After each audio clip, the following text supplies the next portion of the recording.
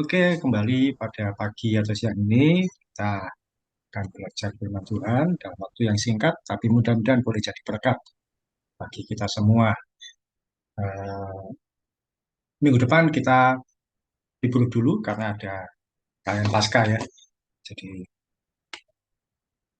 ya, kali ini kita akan belajar firman Tuhan lagi. Minggu depan kita libur dulu, baru minggu depannya lagi. Oke, kita awali dengan berdoa. Saya akan pimpin doa. Kita bersatu hati di dalam doa. Tuhan Yesus, terima kasih pada kesempatan hari Minggu ini kami masih boleh diberi kesempatan bertemu Tuhan melalui Zoom untuk kami boleh belajar firman-Mu secara sederhana dan kiranya firman Tuhan ini boleh menjadi berkat bagi kami, memulihkan kami, memberikan kami kekuatan iman dan menambah wawasan kami. Kami serahkan dari awal sampai selesainya. Dalam nama Tuhan Yesus kami berdoa dan ucap syukur. Amin. Oke, puji Tuhan. Kita masih dalam seri 10 Hukum Taurat, kita masuk dalam seri yang ketiga. Seri yang ketiga ini,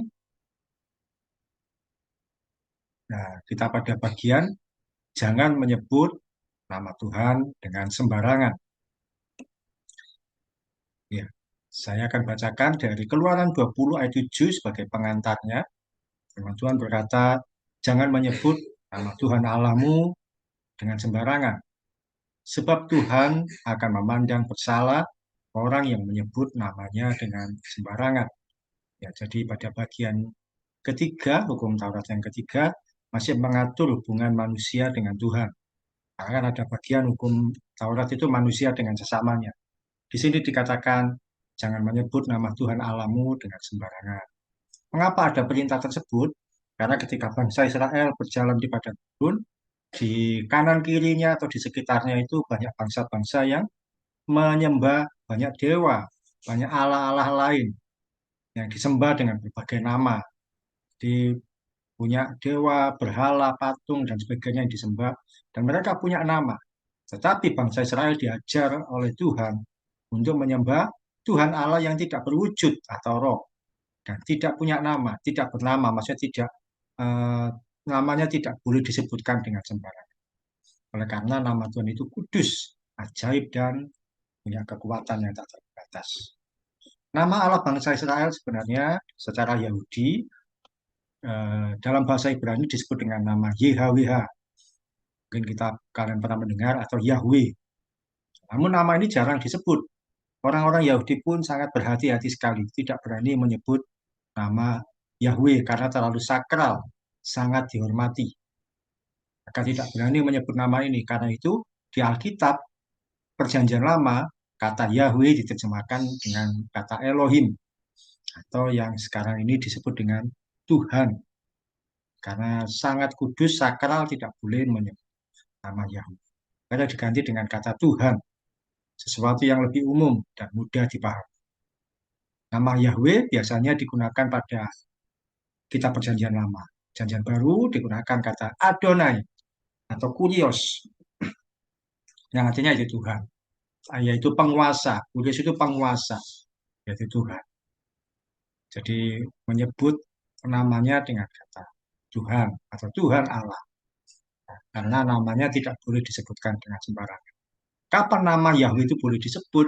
Yaitu hanya boleh disebut oleh imam yang dia ketika melakukan sembayangan secara pribadi, secara khusus.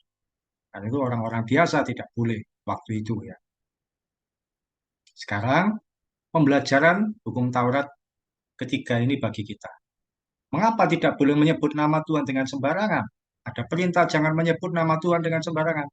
Yang pertama adalah bahwa sebenarnya orang Kristen tidak boleh bersumpah. Coba dibaca Nelva Matius 5 ayat 34 sampai 37. Matius 5 34 sampai 37 agak panjang. Nah, 34 sampai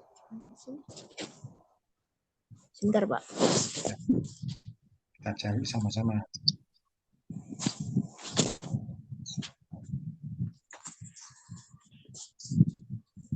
Matius 3. Matius 5. 5 ayat 34 sampai 37. Ya, Matius 5 ayat 34 sampai 37. Tetapi aku berkata kepadamu, janganlah sekali-kali bersumpah baik demi langit, karena langit adalah tahta Allah, maupun demi bumi, karena bumi adalah tumpuan kakinya, ataupun demi Yerusalem, karena Yerusalem adalah kota raja besar. Janganlah juga engkau bersumpah demi kepalamu, karena engkau tidak berkuasa memutihkan atau menghitamkan sehelai rambut pun. Jika ya, hendaklah kamu katakan ya. Jika tidak, hendaklah kamu katakan tidak. Apa yang lebih daripada itu berasal dari si jahat. ya. Ketika kita berbicara atau menyampaikan sesuatu, sebaiknya kita menyampaikan dengan kesungguhan hati, ya, penuh keyakinan. Tidak perlu sampai bersumpah untuk meyakinkan orang lain. Maka kalian pernah mengucapkan sesuatu sampai harus bersumpah. Kalau di dalam kekristenan tidak boleh orang Kristen bersumpah. Sumpah seringkali diucapkan hanya untuk meyakinkan perkataan seseorang supaya terdengar pasti. Tapi kita ini anak-anak Tuhan sudah diajarkan di firman Tuhan untuk berkata kalau iya bila memang situasinya benar atau tidak kalau memang bertentangan dengan fakta. Misalkan melihat sesuatu terjadi peristiwa, terus ditanya, apa benar kamu melihat orang itu yang mengambil dompet, yang mencuri dompet teman sekelasmu? Nah, kalau kamu tidak melihat, bisa berkata, saya tidak tahu, tidak melihat. Atau kalau memang pasti benar-benar kamu melihat dengan mata kepala sendiri seseorang berbuat kejahatan, ya, saya melihat dia yang melakukan, atau apapun lah.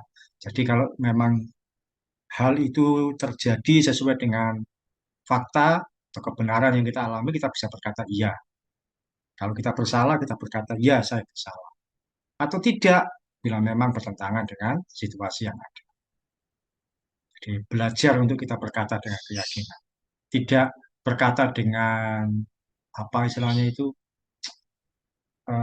hanya main-main supaya kita dipercaya sama orang. Pejabat yang beragama Kristen pun, Kristen Protestan atau Katolik, ketika dilantik, misalkan menteri dilantik oleh presiden, dia tidak menggunakan sumpah, tapi mengucapkan janji. Satu tangan dengan huruf V atau angka 2, satu lagi tangannya di atas Alkitab. Mengapa? Karena firman Tuhan sudah mengajarkan orang Kristen tidak boleh bersumpah. Jadi hanya saya berjanji. Kalau menterinya itu beragama lain, dia berkata saya bersumpah. Presidennya karena imannya lain, dia ketika dilantik berkata saya bersumpah. Tapi kalau presiden misalnya dia seorang Kristen, dia hanya berkata saya berjanji. Banyak yang berkata loh, sumpah kan lebih tinggi di atas janji. Tapi firman Tuhan sendiri sudah mengajarkan untuk kita tidak boleh bersumpah. Tidak perlu meyakinkan orang lain dengan kata-kata sumpah. Sumpah, saya tidak berbuat itu. Sumpah, saya tidak berbohong atau apapun. Tidak boleh. Di iman yang lain, iman seberang, sumpah banyak dikenal. Ada sumpah pocong atau sumpah apapun. Untuk membuktikan seseorang rela untuk dipocong. Jadi membuktikan kebenaran yang dikatakan. Nggak perlu. Anak-anak Tuhan harus bisa berpegang perkataannya. Tidak perlu bersumpah sekalipun. Belajar untuk berkata. Ini hal ini berarti bahwa tidak boleh menyebut nama Tuhan dengan sembarangan. Mengapa? Karena orang kalau bersumpah, biasanya sumpah paling tinggi mengucapkan nama Tuhan. Sumpah demi Tuhan. Itu kan tidak boleh. Harus juga bukan berarti, oh janji demi Tuhan, ya tidak. Jadi tidak boleh bersumpah. Kita katakan ya kalau memang benar, atau tidak bila memang bertentangan. Ya, poin pertama bahwa orang Kristen tidak boleh bersumpah. Yang kedua, mengapa ada perintah jangan menyebut nama Tuhan sembarangan? Yang kedua adalah nama Tuhan jangan dibuat bercanda. Minta tolong Niko di Kisah Para Rasul 19 ayat 13 sampai 14. Kisah Para Rasul 19 ayat 13 sampai 16. 14 ya. 14. Juga beberapa tukang jampi Yahudi yang berjalan keliling di negeri itu mencoba menyebut nama Tuhan Yesus atas mereka yang kerasukan roh jahat. Dengan berseru katanya, "Aku menyumpahi kamu demi nama Yesus," yang diberitakan oleh Paulus. Mereka yang melakukan hal itu ialah 7 orang anak dari seorang imam kepala Yahudi yang bernama Skewa. Ya, jadi ada tukang jambi Yahudi. Tukang jambi adalah peramal, orang-orang yang suka mengucapkan mantra, yang kemana-mana menjual kemampuannya untuk meramal. Kemudian dia melihat Rasul Paulus itu bisa menyembuhkan orang atau mengusir setan dengan nama Tuhan Yesus. Tapi tukang jambi atau anak-anak dari imam yang bernama Skewa, anak-anak Skewa ini bukan pengikut Tuhan Yesus. Mereka adalah ya orang biasa, tidak mengenal siapa Yesus itu. Mereka tidak mengenal dengan baik siapa Yesus yang mereka sebutkan. Sehingga satu kali ada setan, dia mencoba mengikuti, oh yang Bapak Paulus itu, dia ketika mengusir setan menyebut nama Yesus.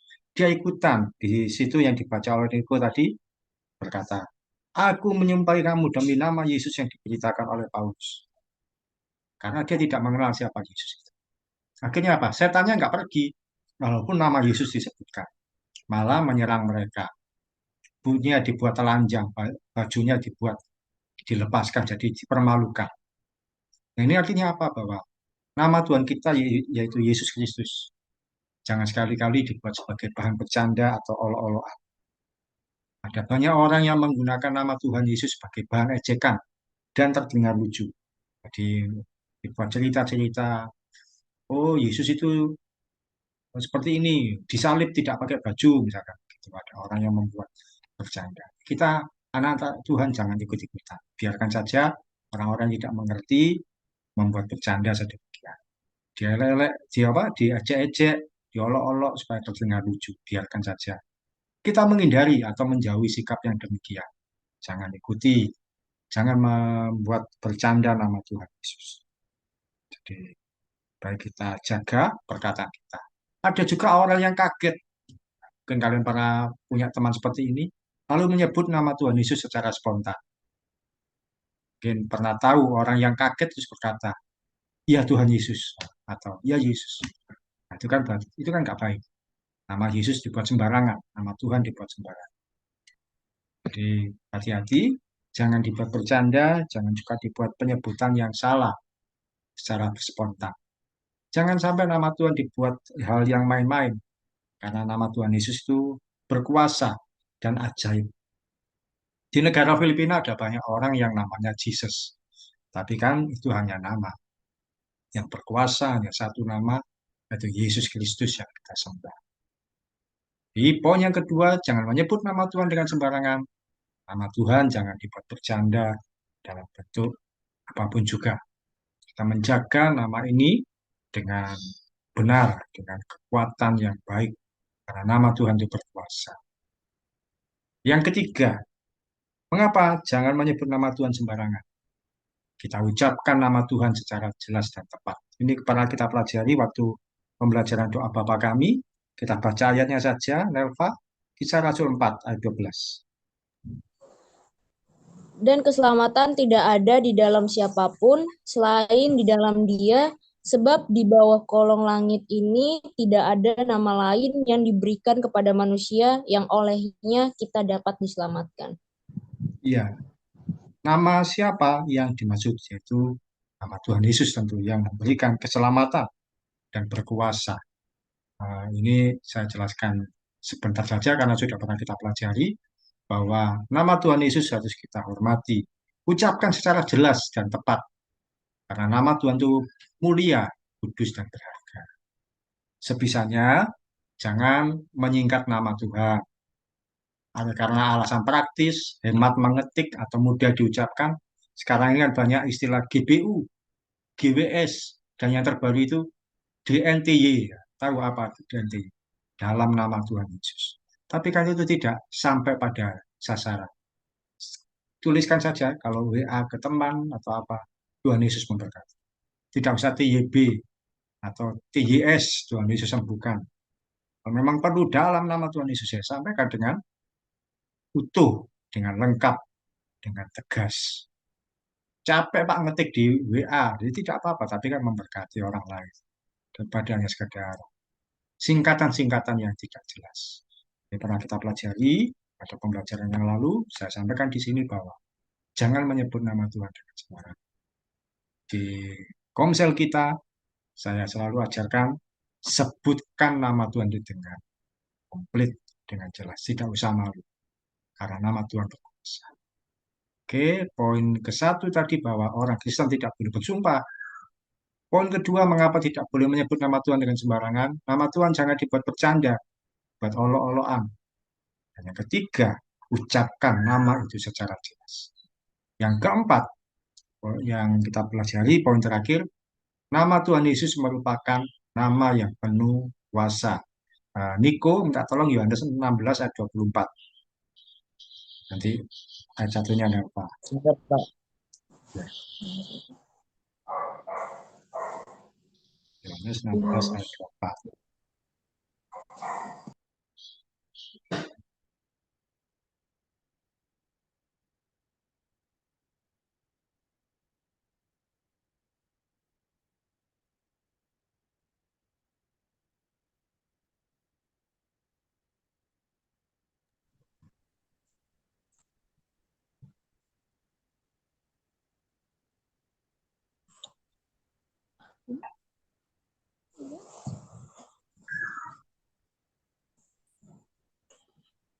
Sampai sekarang kamu belum meminta sesuatu pun dalam namaku. Mintalah maka kamu akan menerima supaya penuhlah sukacitamu.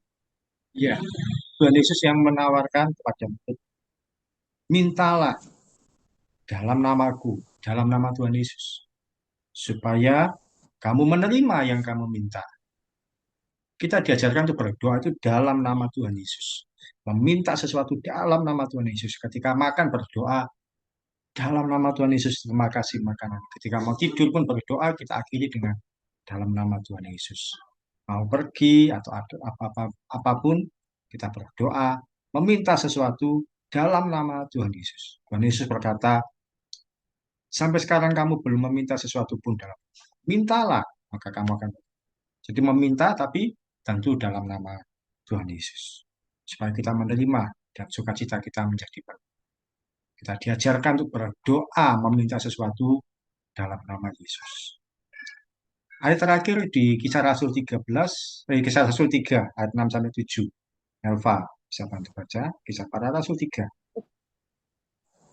Tetapi Petrus berkata, emas dan perak tidak ada padaku, tetapi apa yang kupunyai kuberikan kepadamu. Demi nama Yesus Kristus, orang Nazaret, itu berjalanlah. Lalu ia memegang tangan kanan orang itu dan membantu dia berdiri. Seketika itu juga kuatlah kaki dan mata kaki orang itu. Ya, kalau Petrus hanya berkata, kamu berdiri dan sembuh, saya yakin tidak terjadi kesembuhan. Ini ada orang lumpuh yang ada di depan pintu gerbang Bait Allah. Tapi dia berdoanya, demi nama Yesus Kristus, berjalanlah. Akhirnya orang itu bisa berdiri dan sembuh. Jadi, ucapkan dengan yakin, dengan kesungguhan hati di dalam nama Tuhan Yesus. Kita berdoa dalam nama Yesus. Ketika mengusir setan, kita sebutkan nama Yesus, maka setan pun akan pergi. Bahkan ketika membaptis pun juga diucapkan dalam nama Tuhan Yesus. Satu kali ya, ini ada satu cerita yang menurut saya antara lucu, unik, menarik, tapi juga yakin bahwa Yesus berkuasa. Ada satu kali seorang teman kami, atau seorang yang kami kenal, dia itu di sebelumnya memang anak Tuhan Kristen, tapi satu kali dia pindah keyakinan. Dia pindah jadi seorang yang Muslim, mualaf. Tapi dalam waktu-waktu awal dia pernah terjadi satu kali dalam waktu-waktu awal dia ikut acara di sebuah masjid karena terjadi di daerah Jawa Tengah. Ada seorang yang kerasukan setan. Orang-orang di situ, pemuka-pemuka agama, ngusir setan atau menyembuhkan orang ini yang kerasukan ini tidak bisa. Butuh waktu lama, setengah jam lebih, hampir 1 jam, nggak beres.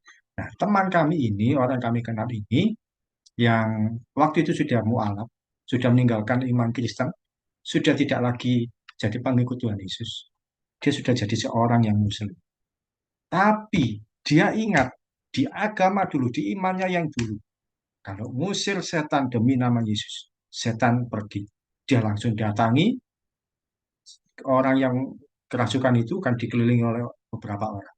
Dia langsung pegang orang yang kerasukan itu dan dia ngomong, dalam nama Tuhan Yesus, setan pergi. Apa yang terjadi? Saat itu juga setannya pergi. Karena diucapkan di dalam nama Tuhan Yesus. Dia hanya keceplosan waktu itu. Karena insting saja. Oh, dulu ketika saya berdoa dalam nama Yesus, terjadi sesuatu. Jadi dia langsung ingat dalam nama Yesus. Meskipun ya orang-orang kaget, loh, kamu kan sudah beragama lain, kok masih menyebut nama Yesus. Tapi terjadi kenyataannya setannya itu pergi. Jadi, nama Yesus merupakan nama yang penuh kuasa. Yang harus kita ingat dalam segala situasi. Jangan pernah ragu bahwa nama Tuhan Yesus itu berkuasa melebihi nama apapun di dunia ini. Dalam nama Tuhan Yesus ada mujizat dan pemulihan. Ketika kita bisa menghormati nama Tuhan dengan semestinya, maka kita sedang menempatkan Tuhan pada posisi yang terhormat dan mulia. Nah, sharing kita pada siang hari ini, pernah nggak dalam situasi-situasi tertentu, secara spontan kita pun juga berdoa di dalam nama Yesus. Kemudian terjadi hal yang baik, alami mujizat. Misalkan sakit, kemudian kita berdoa dalam nama Yesus. Tiba-tiba sakitnya hilang. Atau mungkin dalam satu kesulitan, eh, mau ditunjuk untuk maju di sekolah, di kelas. Di Tuhan, dalam nama Yesus. Kalau saya ditunjuk, saya bisa. Jika maju, apa yang sebelumnya kita nggak terpikirkan, ternyata kita bisa. Satu kali dari saya dulu, kalian sambil berpikir, mengingat peristiwa yang ada. Satu kali dalam perjalanan pulang, eh, uang saya tinggal sedikit, tinggal 50.000. Saya berdoa dalam nama Tuhan Yesus. Tuhan, ini uang satu-satunya buat beli bensin. Saya percaya bisa memberkati saya lebih baik lagi. Oke, 50.000 saya belikan bensin. Karena untuk menahan lapar bisa, tapi untuk menahan bensin kan tidak bisa.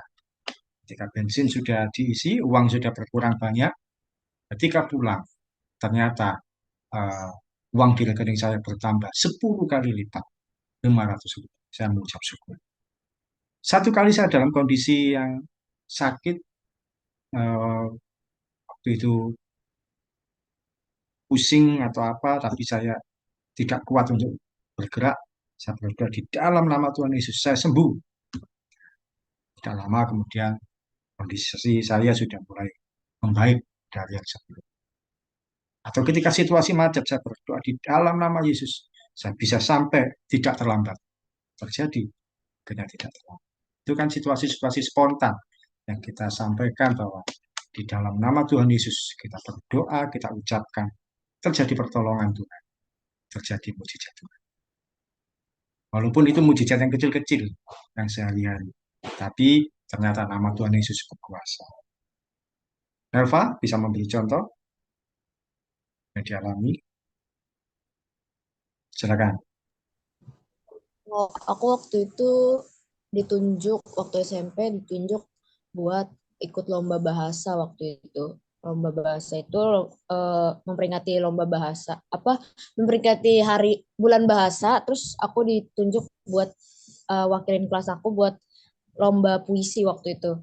Aku yang nggak pernah ikut kayak gituan, nggak bisa baca puisi, nggak pernah, ya dipilihnya mendadak, benar-benar kayak yaudah aku juga terimanya karena terpaksa juga awalnya, kayak nggak bisa nih, nggak bisa gitu kan, kayak udah yakin duluan nggak bisa, tapi lama-lama aku kayak ayo bisa bisa, dan nama Tuhan Yesus, dan nama Tuhan Yesus bisa, pasti bisa gitu. Ternyata eh, Tuhan mampuin aku buat baca puisi waktu itu dengan baik. Terus ternyata tiba-tiba aku bisa dapetin juara waktu itu.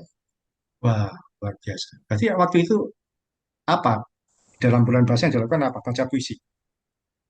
Iya, waktu itu bulan bahasa kayak ada lomba, sekolah ngadain lomba kayak lomba puisi, terus ada juga lomba eh, cerdas cermat kalau nggak Ya, salah waktu itu. Terus aku yang Nelva ikuti dipilihnya puisi buat ya. puisi. Iya. Luar biasa. Jadi secara spontan disebutkan nama Tuhan Yesus. Walaupun sebelumnya tidak bisa Tuhan memberi kemampuan. Nah, Niko bisa memberikan kesaksian juga. Sharing, silakan.